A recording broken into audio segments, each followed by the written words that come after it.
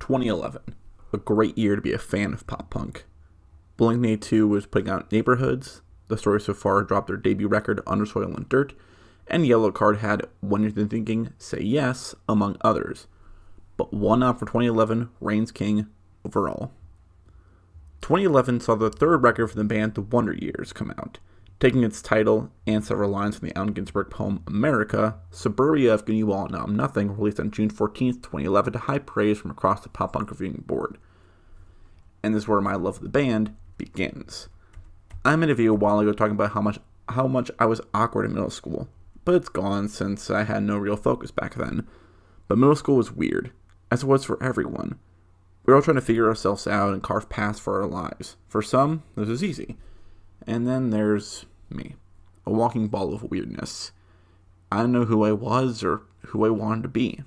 That is, until one day at my local library. I perused the CD section for some music for the summer months. I had a phase where I would listen to the most popular music in the thin attempt to become cool by my peers. This didn't work, so I wanted something but reminded me of listening to Green Day with my mom in the car. Then one day I saw this album. I was drawn by the cover art and checked it out. I got home, put it in my boombox, and let it play. From the opening notes of Came Out Swinging, I was hooked. It was high energy, in your face, and made me feel emotions. From then on, I knew who I wanted to be, and I knew what I wanted to listen to.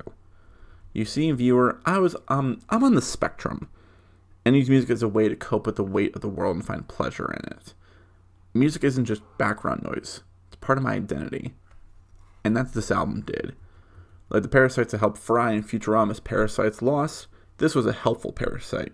It helped me to build a new personality, one that carries over to my early adulthood. I spent that summer looking up other bands and lyrics from various pop punk songs. Anyone familiar with the early 2010s Tumblr scene will remember the aesthetic. Pictures of suburbia or nature with lyrics of sad and somber pop punk songs all over them. Yeah, that was me. I never made these edits until I got a bit older, but I still love it. Going back to the record, it's simply fantastic.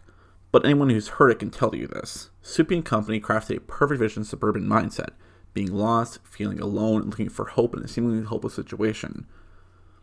This is part 2 of a trilogy of albums released by the band, beginning with The Upsides, ending with Great Generation, which all cover the same themes, but this one just clicked the most for me. I still love Upsides and Great Generation, but this one just hit. This would carry to my high school mindset, where I felt scared, but every time I'd feel unsure of how the future would be played out, I listened to this album. I find something new in each listener, some other line I would get a tattoo of. With the next 3 albums, Great Generation, No Closer to Heaven, and Sister Cities, I would see my love for the Wonder Years grow. I had plans to see them back live in 2020, then 2020 happened, so you know what happened there.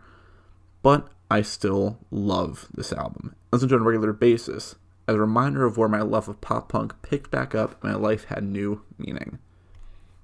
Happy 10 years, Suburbia. Thank you for being out there for me.